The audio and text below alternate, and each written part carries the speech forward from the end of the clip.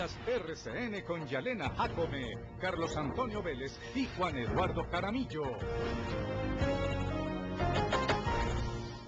Buenas noches. Con el inicio de la semana también comienza la etapa final de las sesiones del Congreso. 3 días tienen los legisladores para sacar proyectos tan importantes como la reforma a la salud y el fuero militar. Mientras que en el Senado la reforma a la salud avanza lentamente, en la Cámara el debate por el fuero militar completa 7 horas.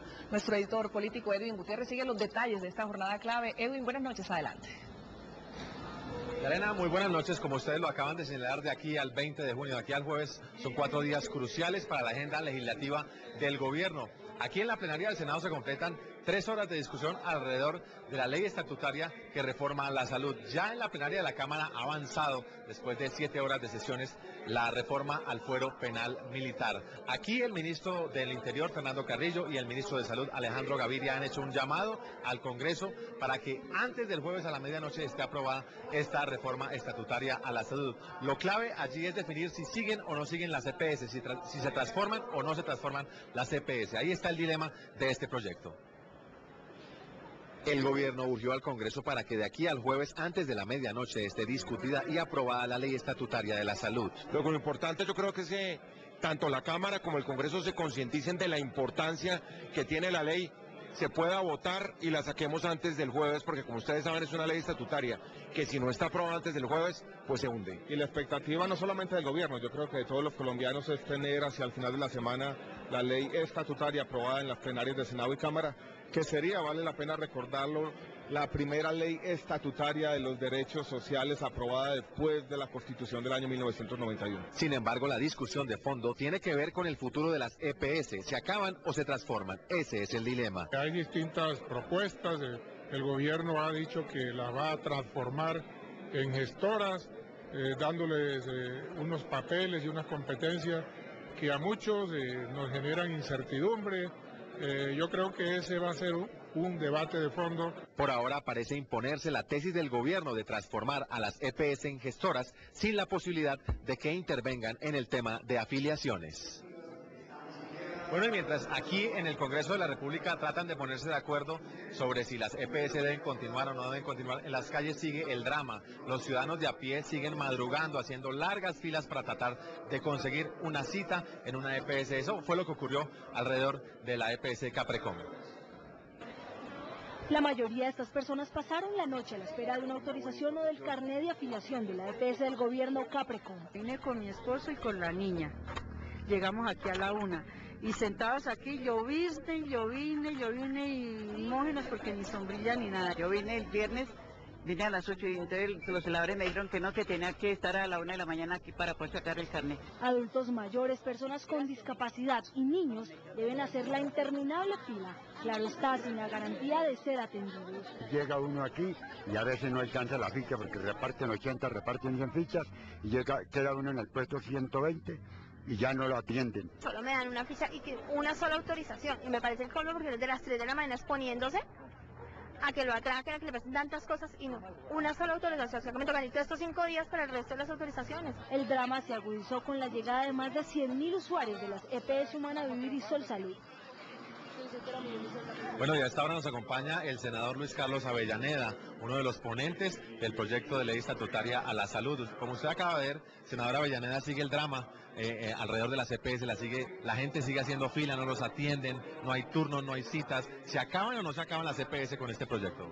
Pues ojalá el Congreso de la República entendiera la necesidad de acabar con las EPS, ya que estas no han sido garantes del goce efectivo del derecho fundamental de la salud de los colombianos, sino que por el contrario, todas sus actividades han construido un verdadero paseo de la muerte para la ciudadanía colombiana. Nosotros plugamos porque se acaben las EPS y porque pasemos a un concepto de aseguramiento público en territorios de salud y con una amplia participación ciudadana en el diseño de políticas, en la ejecución, en la vigilancia y en el control ciudadano. Es la opinión del senador Luis Carlos Avellaneda. Mientras el gobierno quiere que las EPS continúen pero se transformen, hay otro sector del Congreso muy importante que quiere que las EPS se acaben. Y vamos a pasar aquí más a otra información. En la Cámara de Representantes se ha discutido por más de 7 horas en la reforma al fuero penal militar. Allá está Viviana Llorente. Viviana, adelante con más información. Buenas noches.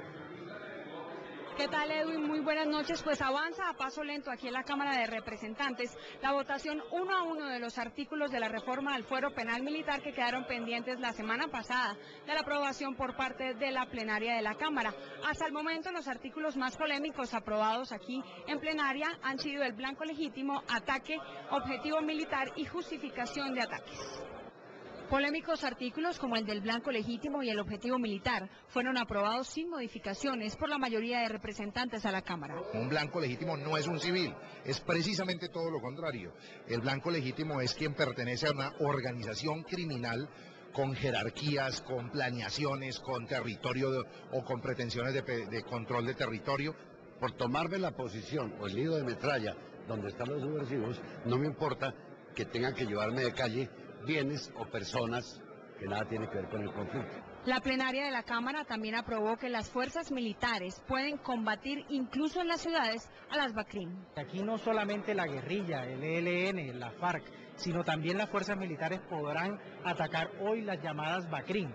Aquellos grupos organizados que tengan un mando jerárquico, que tengan como algo nivel comparado de coroneles, fuerzas en este estilo, podrán ser atacados. La posibilidad de atacar sitios o construcciones civiles también con presunciones.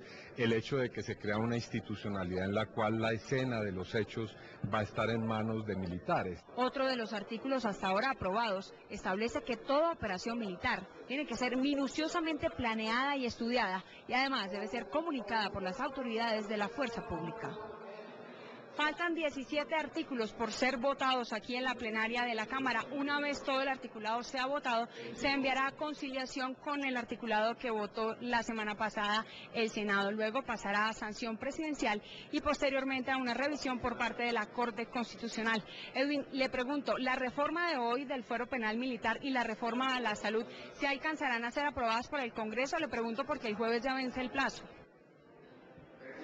Así es, Viviana, pues se corre el riesgo nada más y nada menos de que si no son aprobadas de aquí al jueves antes de la medianoche, la reforma a la salud y la reforma al fuero penal militar, pues sencillamente serán archivadas, se hunden. Por eso el afán del gobierno de apretar aquí el paso en el Congreso. Aquí se encuentra el ministro de Salud y el ministro del Interior. Y en la Cámara estaba el ministro de Defensa y otros altos funcionarios persuadiendo curul por curul a cada uno de los representantes y a cada uno de los senadores de la necesidad de aprobar estos dos importantes proyectos de ley. Por ahora es toda la información. Estamos pendientes de todo este desarrollo de esta crucial semana en materia legislativa aquí en el Congreso de la República. Vuelvo con ustedes al estudio. Buenas noches. Buenas noches, Edwin. Como usted lo dice, seguimos muy atentos. Gracias. El periodo de sesiones del Congreso se agota y su balance ya causa controversia. Esta noche en 2 puntos con Rodrigo Pardo, debate entre el presidente de la Cámara, Augusto Posada de la U, y Germán Navas Salero de la oposición. ¿A usted cómo le parece este balance, doctor Navas? Igualito a todos los años. Cuando faltan 25 días, un mes, entonces comienzan a correr.